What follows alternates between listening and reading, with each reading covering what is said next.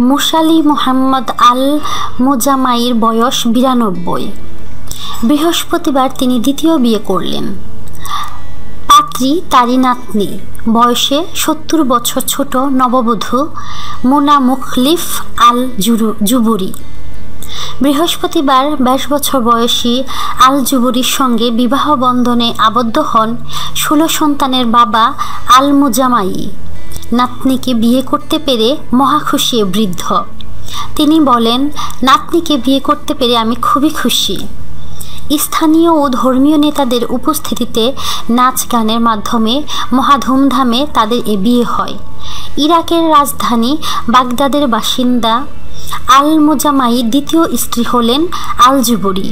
বছর 3 আগে আল মুজামাইর 58 বছর বয়সী স্ত্রী মারা যান। আমাদের চ্যানেলটি লাইক, কমেন্ট, শেয়ার এবং সাবস্ক্রাইব করতে ভুলবেন না।